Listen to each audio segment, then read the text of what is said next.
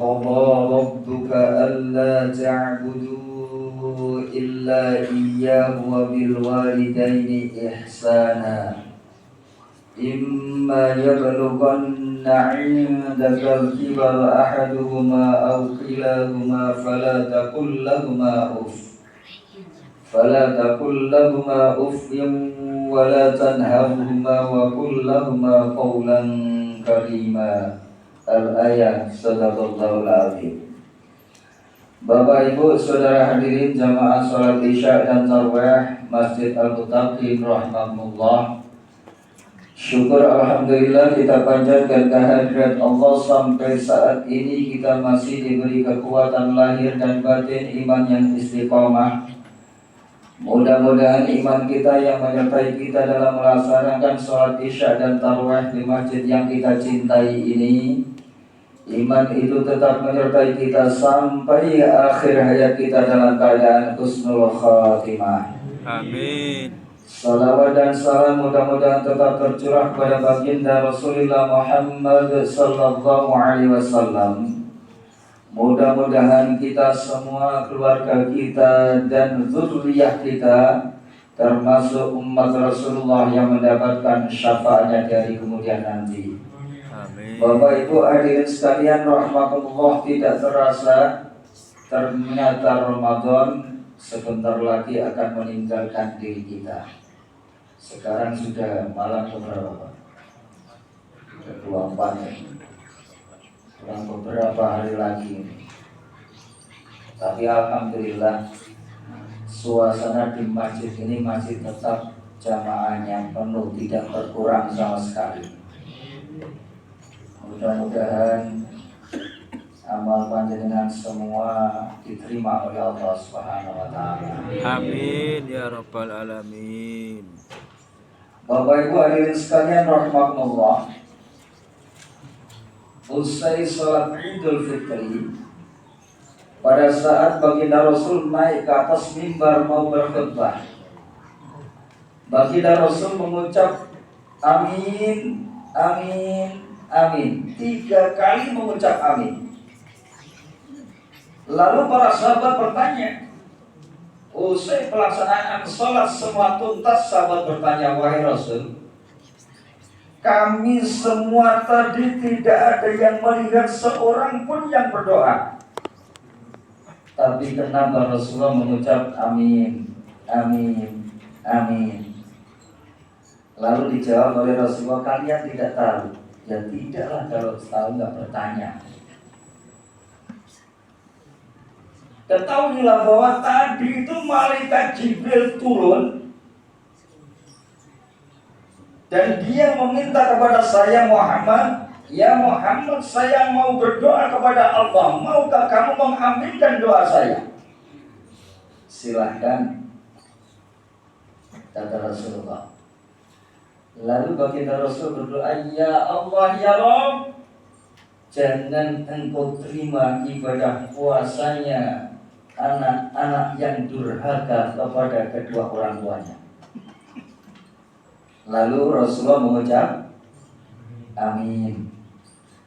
Oleh karena itu, secantik apapun amal ibadah kita, sehebat apapun puasa Ramadan kita, sehebat apapun tadarus dan qiyamul lail kita, kalau kita ini sebagai anak masih durhaka kepada orang tua, jangan berharap semua pahala ibadah kita bisa mengantarkan ke surganya Allah Subhanahu wa taala. Karena apa? Yang berdoa adalah malaikat yang sangat mulia.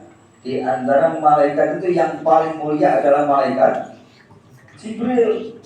Kenapa? Karena malaikat Jibril itu yang menurunkan wahyu Al-Quran. Orang itu kalau dekat dengan Al-Quran pasti dimuliakan oleh Allah. Jibril itu membawa turun Al-Quran. Makanya malaikat Jibril itu yang paling mulia. Nah, Rasulullah itu menjadi hamba yang paling mulia karena menerima Al-Quran.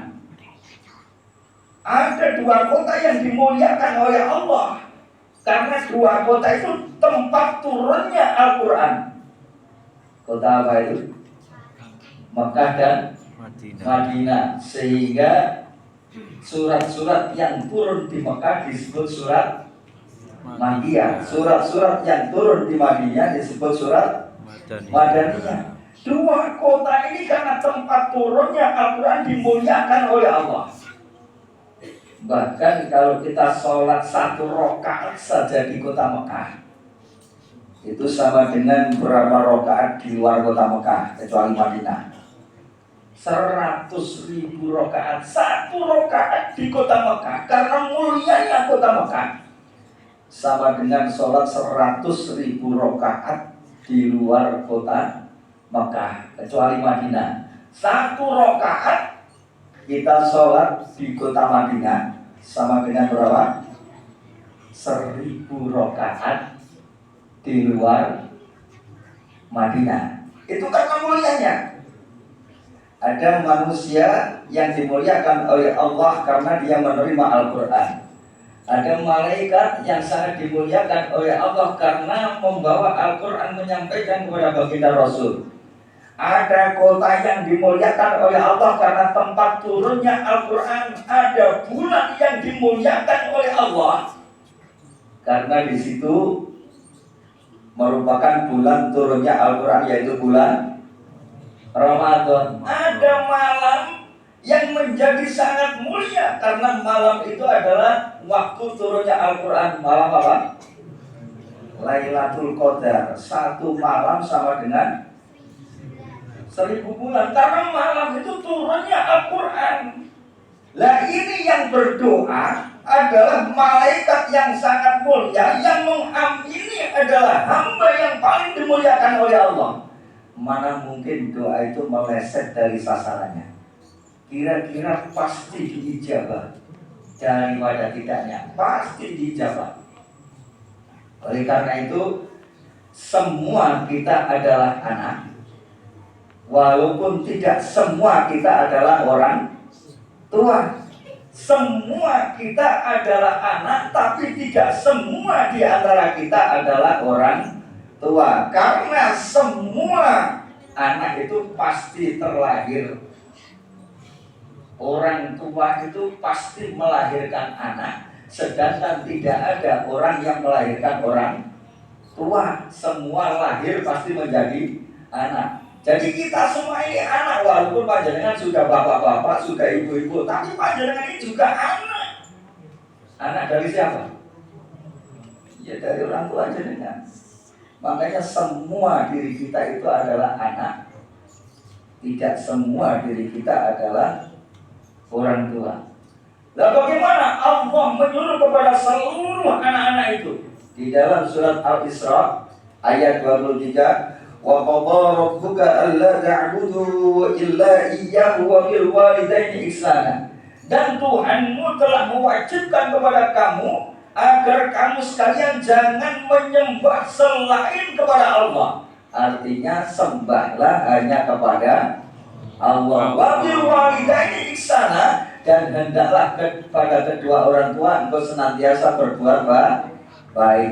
Berbuat baik kepada kedua orang tua ditempatkan perintah kedua setelah penyembahan kepada Allah.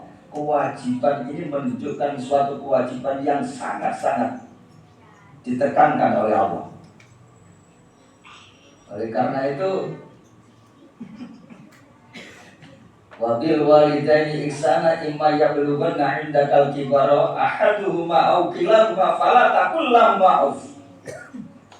Andai orang tuamu itu, kalau dia sudah berusia lanjut, ada pada pemeliharaanmu, satu-satunya atau kedua-duanya, fala taqul lahumā uff. Jangan kau sekali-kali berkata uff, us, itu aja nggak boleh.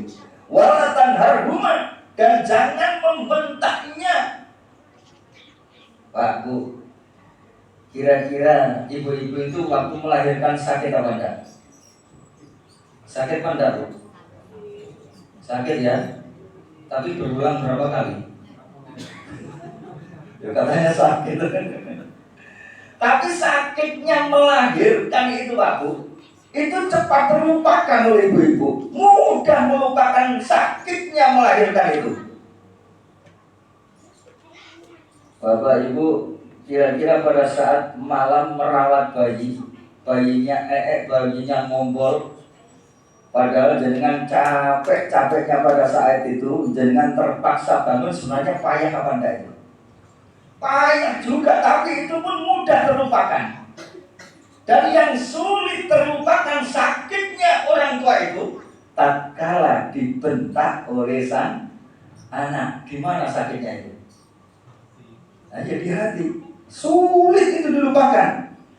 Oleh karena itu perintah Allah, larangan Allah itu wala tanharhuma, jangan engkau membentak orang tuamu, karena itu sulit dilupakan oleh orang tuamu.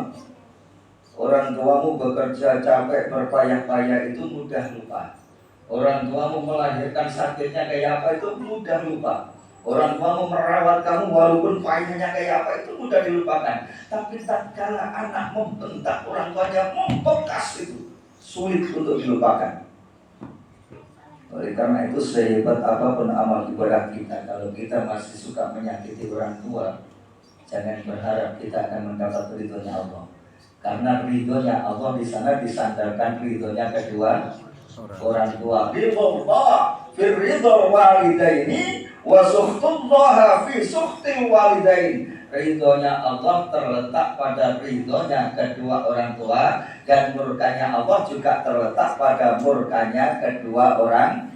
Jadi kalau ingin cari ridhonya Allah, cari dulu ridhonya kedua orang tua.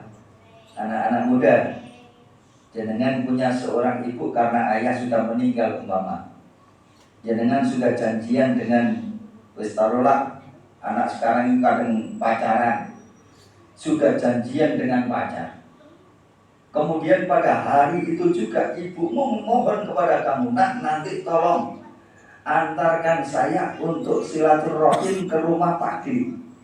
Kira-kira sebagai anak muda, pilihannya jalur kemana? Mengantar pacar atau mengantar ibu?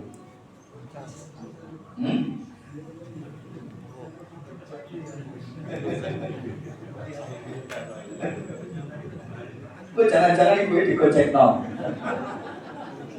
Naudzubillah ya. Loh, andai kamu jatuh pilihan, sudahlah, kemana saja saya antar. Biarkan pacarmu marah, bila perlu diputus. Kemarahan itu berarti nggak baik, berarti dia bakal tidak berbakti pada orang tua. Itu cara memilih. Oleh karena itu pentingkan kepentingan orang tua, karena di sana ada ridho Allah. Dan insya Allah kalau kalian senantiasa berbakti kepada kedua orang tua, Allah akan menuntun kemudahan dalam segala hal. Dalam hal rezeki dimudahkan oleh Allah, dalam segala usaha akan dimudahkan oleh Allah. Karena banyak orang yang sukses itu bukan karena kepandaiannya, bukan karena skillnya, tapi orang sukses itu banyak karena doa orang tuanya. Oleh karena itu utamakan orang tua. Mudah-mudahan kita semua termasuk anak yang senantiasa berbakti kepada orang tua. Bukan hanya pada saat masih hidup, sudah meninggal pun kita tetap disuruh untuk berbakti kepada orang tua. Bagaimana caranya? Doakan, silaturahim kepada kerabatnya, kepada saudaranya.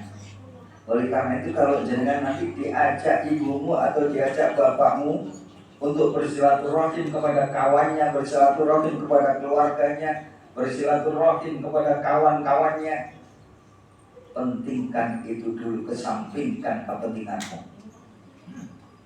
Oleh karena itu mudah-mudahan kesuksesan senantiasa untuk anak-anak yang berbakti kepada kedua orang tuanya.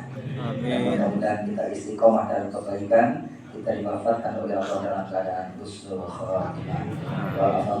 Wassalamualaikum warahmatullahi wabarakatuh. Waalaikumsalam warahmatullahi wabarakatuh.